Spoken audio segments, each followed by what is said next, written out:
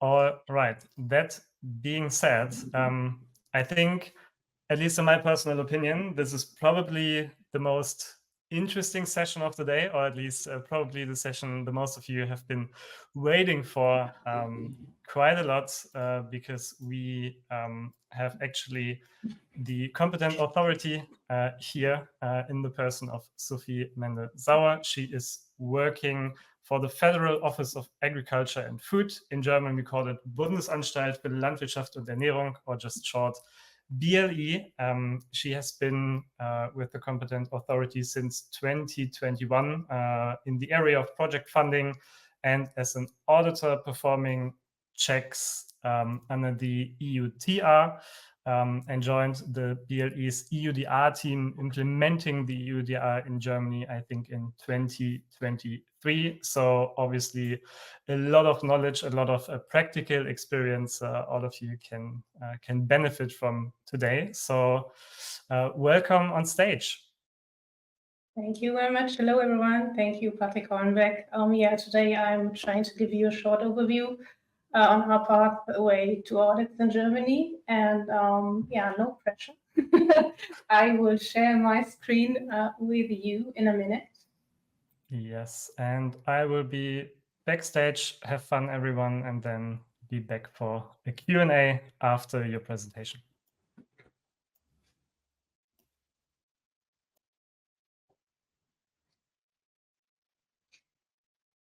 So you can tell me if everyone can see my screen.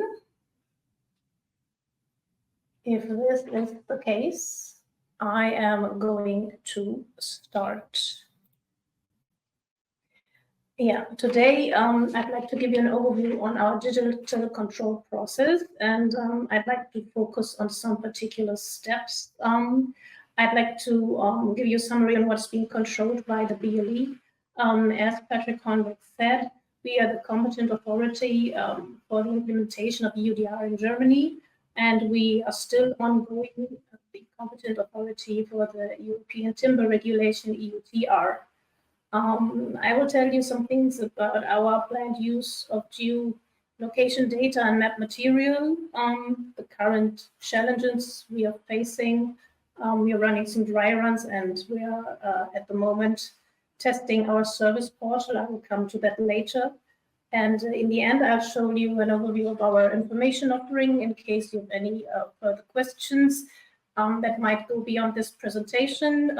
We will also share the presentation with you afterwards.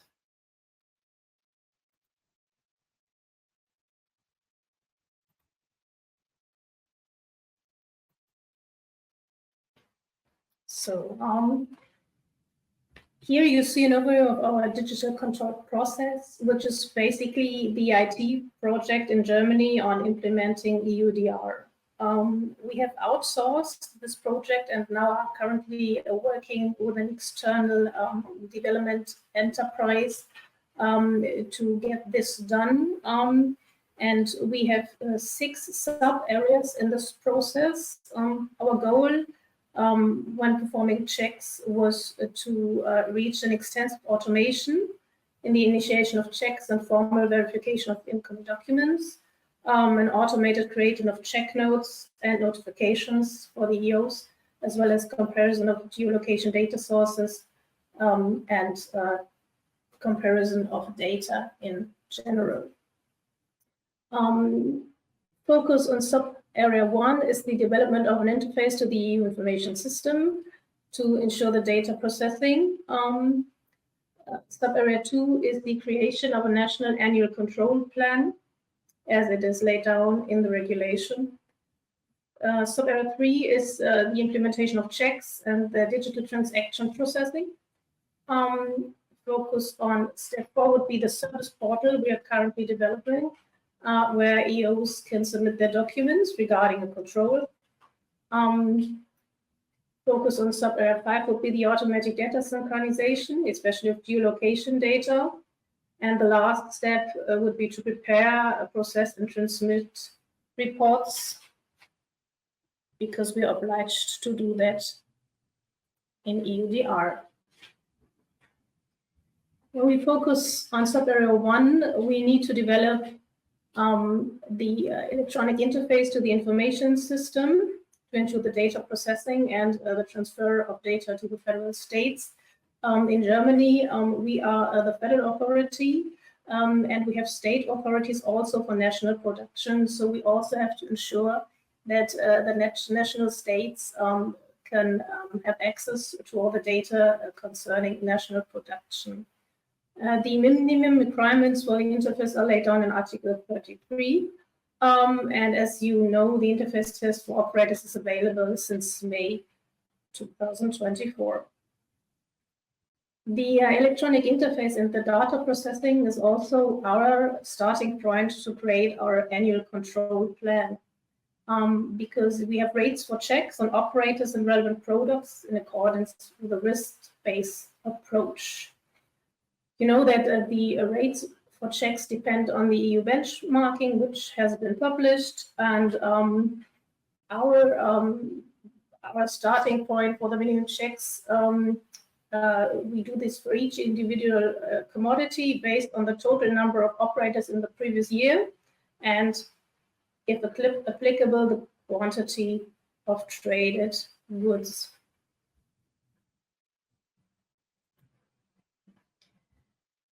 We have three main scenarios, I'd say, laid down in the regulation, which I'd like to point out. We are performing checks based on national risk criteria, as laid down in Article 16 EUDR. We also have to perform checks in accordance with Article 16 paragraph 12 in the case of relevant information, including substantiated concerns from third parties, in accordance with Article 31. This was also a point under EUDR, under the European Timber Regulation, and we already performed checks on the basis of substantiated concerns. One has to say that the number of these concerns was not very high. On EUDR, we are expecting a lot of more substantiated concerns. And the last scenario we need to perform checks in is the situation that requires immediate action, as laid down in Article 17 EUDR, which means we have to react upon a uniform risk profile in the EU information system. The BLE then has 3 working days or 72 hours in case of perishable products to react. But this deadline could be extended in some cases by us to take immediate measures. When we are talking about the creation of our annual control plan, we are talking about a very big amount of data we have to manage. First of all, the data retrieval from the EU information system. We expect, in the case of Germany, approximately 50,000 data sets relevant. As you know, the individual data set for a DDS is a maximum of 25 megabytes. So that's already is a lot of data. We also will import other data sources, such as customs data. We have to apply our risk criteria to the data. These risk criteria may change, so we focus on the risk criteria laid down in the regulation, but as it is said, it is an annual control plan, so we always can apply a different risk criteria on the data. We have to make sure that the data, that we get the data, that the transfer is working, and we also have to monitor the amount of data regarding our minimum check rates.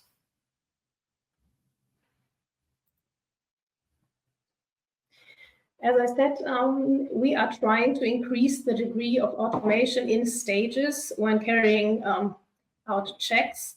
At the moment, our system is partially automated, which means it is not completely AI-based. And I will explain to you that later. But first of all, I'd like to focus on our service portal, as we call it. It is under construction, and it will be web accessible. And this portal is there to enter data and information in case you are chosen by us for an audit. You can upload evidence in defined common data formats, and the service portal needs to communicate with operators, including communication in case of substantiated third-party concerns. What does that mean? When you are chosen by us for an audit, we need to examine your due diligence system, which means is there a risk assessment in place, and have you taken risk mitigation procedures in individual cases? Is there a documentation and records that demonstrate the proper function of this system? We also have to examine all the documents and records themselves to ensure that the specific relevant products comply with the regulation, which means we only choose a specific relevant product or supply chain in case of a control, and we are looking on the whole supply chain and examine how this supply chain in particular case is associated to your general due diligence system and the due diligence statement you made in the information system. We can, if necessary, do on-the-ground examination for relevant commodities or products. We did this in the field of EUDR, so we have experience in that field. Now on EUDR, we can also examine if you have done any corrective measures as laid down in the regulation, and we might also take a sampling of the material to check on it during a field audit.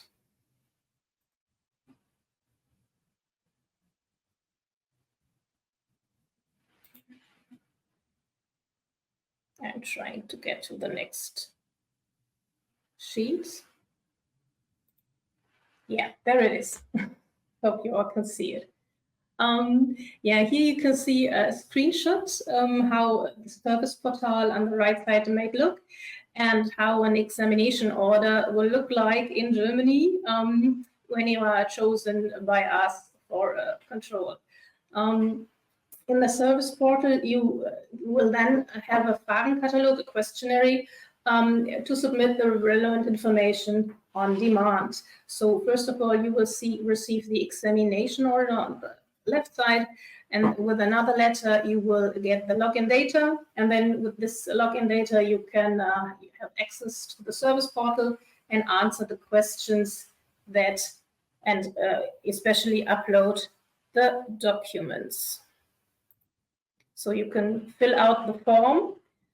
The information required is always about the selected sample by the control plan, which means it is related to the due diligence statement, of course, that you made, and you only have to give them the information for this selected sample. The service portal should be easy to be accessed. Should the questions raised should be easy to answer. There are always like some information fields where you can inform yourself what is needed at the particular question. And also the upload of documents should be easy in the common data formats that exist, so that you don't have too much work answering the questionnaire. When you have done all that, you can submit all the information to BLE, which is on the right side, Prüfvorgang abschließen, and then we will receive the questionnaire. On the basis of this questionnaire, we will check on the information you're giving, and we are always asked, what do you control? What does an audit looks like? I can say that we basically follow the articles in the regulation and really stick to that and to the requirements the EUDR is making. So we will check on your due diligence statement. Is it accurate?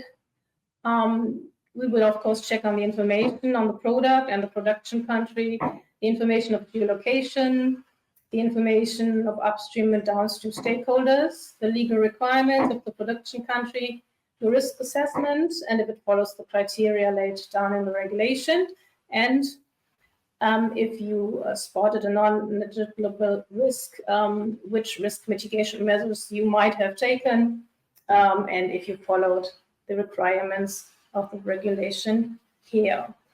In the service portal, the simplifications for SME operators and SME traders, as well as for low-risk value chains, will apply, which means there will be a different path in the service portal leading you, depending on if you're an SME operator or trader, if you have a supply chain which is consistently low risk.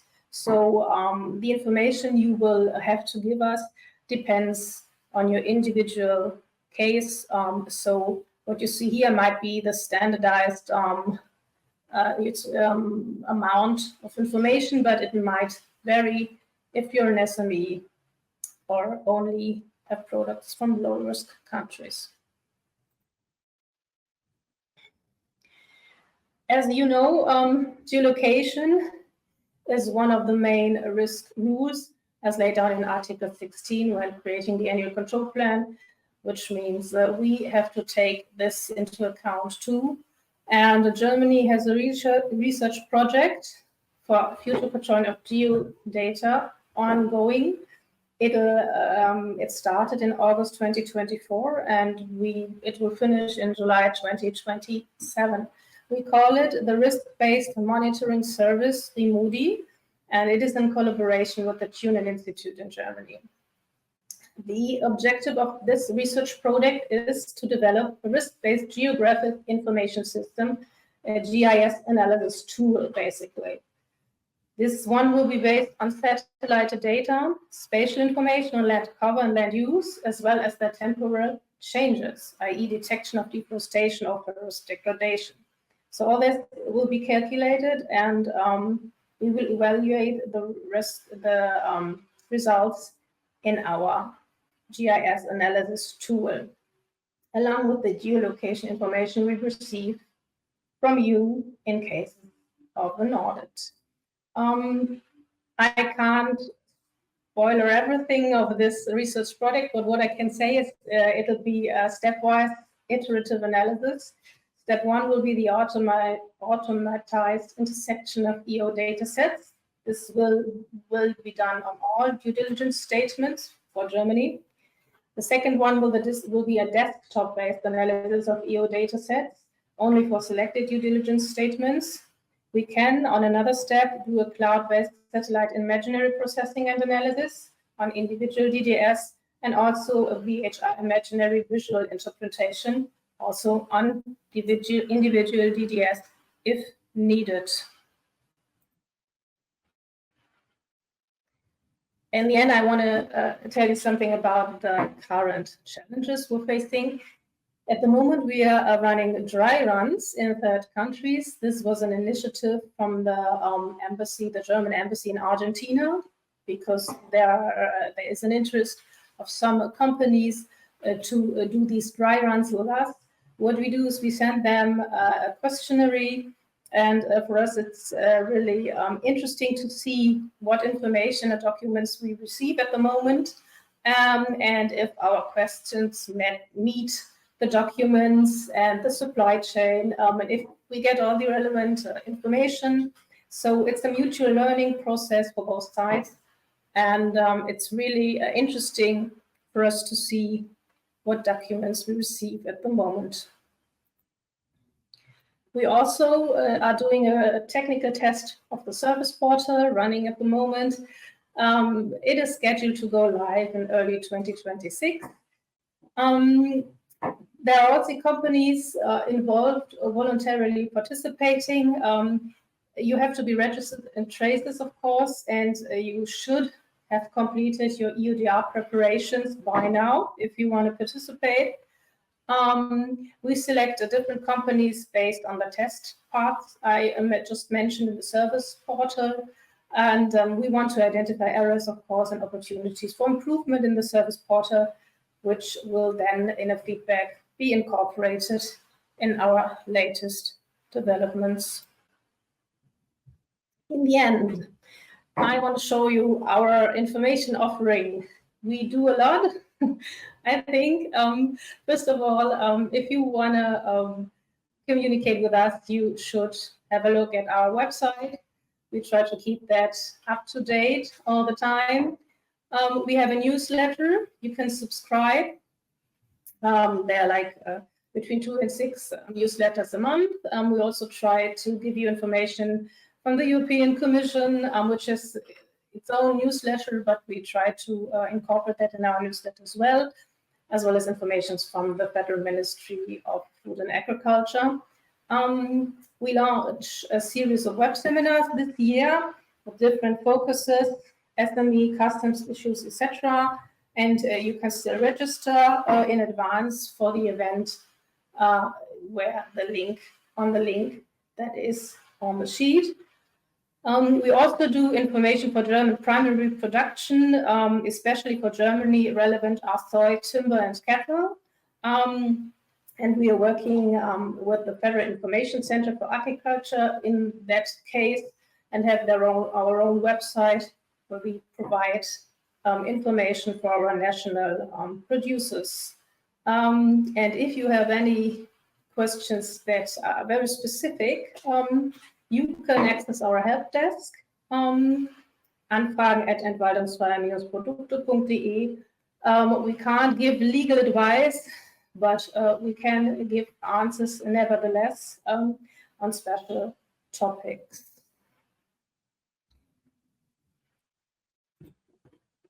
So I have come to the end, last sheet, hopefully to be shown now, yes, of my presentation, and I'm going to stop sharing.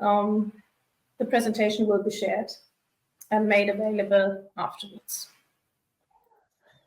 Yes, thank you so much already. I think you answered a lot of questions. Obviously, one of them was definitely, can we have the slides? Yes, they will be shared.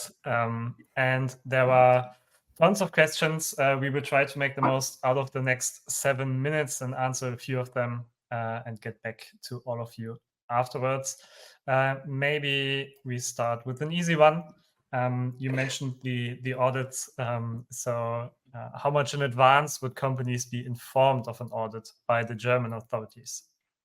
Yeah, it'll be, you will have 2 weeks time. You will get the examination order first, and then the login data, and you have to give us the information within 2 weeks.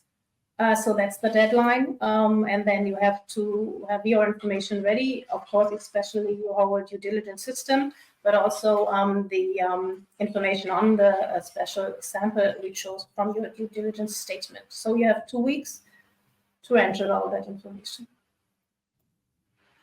Perfect, thank you. And then there was a question in the chat. So is the German authority planning to apply a grace period in the ramp-up phase? You know, we're at the moment we're waiting for our national legislation to be to be available. The national legislation is still under discussion between the federal ministries. So we will start, of course, in January. But if you mean when will there be legal consequences and sanctions, we do not plan to do a very strict enforcement at the beginning, because we also need to, evaluate and see what's coming in. And of course, we need our national legislation to be there.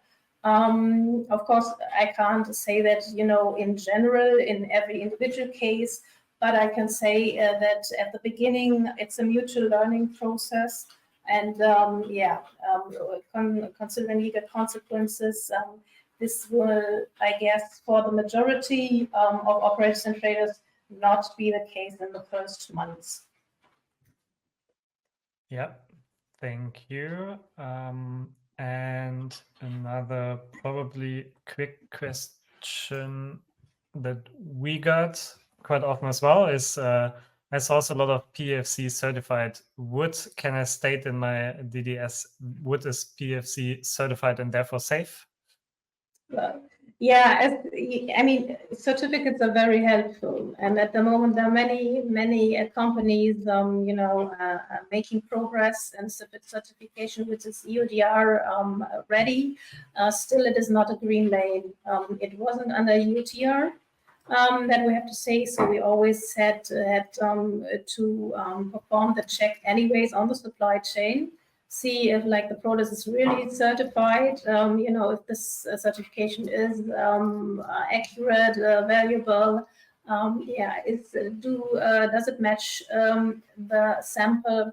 So it can help, and we don't recommend any company or something, but we can recommend you to use certification, but we can't give you any green lane on any certification on the market at the moment. And but still you should use it, especially for risk assessment, of course, but it will not lead to the green lane that you don't have to take any risk mitigation measures. It might still be necessary to perform risk mitigation in certain cases. That's what I can say. Yeah, and I think it's exactly what Rob from PFC said, at least in the last summit as well. So thank you for that. And then I think the top question that we got, and this is obviously not only a question probably to the German competent authority, but maybe you can still answer it, is about the situation at the border. Basically, what happens if there is no DDS in the shipment? Will it be blocked at the border? What's going to happen there? We, in cooperation with customs authorities in Germany, want to try to avoid that. Still, customs authorities are the ones, at the border checking, and they they have the possibility, to block certain goods at the border. But we're really in close cooperation with customs authorities, trying to evaluate in which cases this might be necessary. This will not be the majority of cases. So because it's a big thing for companies, and it is only in really, high risk cases, I'd say, like birchwood from Belarus or something like that, maybe in combination with sanctions or something like that, where customs authorities might block the shipment, but they will inform us. And of course, we only have these 3 days or 27 hours to react and decide if we want to take measures or not. So you might get notice that this is not, blocked for a week or something, or 2 weeks. So we try to cooperate with customs authorities and see the individual case and react immediately on what needs to be done. It will not be the majority of cases. Yeah, and I think that's obviously or hopefully good news for the most of the viewers. Unfortunately, we are coming to an end already. I know, again, there are way more questions, but thank you so much already for being on stage. I think it's a really good sign as well that you're on stage and that you actually answered a lot of the questions. And I think, well, we can definitely see that basically the companies who are affected, but also the competent authority is really keen to collaborate here, right, and to work together. We've seen the portal and a lot of things that I think are in place in other countries probably as well. Slides will be shared, as we said. I think there are a lot of additional information offers from the BLE, but also from other competent authorities. So thank you for that as well. And yeah, thank you for presenting. Thank you for being on stage. Thank you very much. It was really a pleasure. Yeah, thank you so much, Patrick and Andreas. All right, then we will end this session and the next one should start in a few seconds. Bye.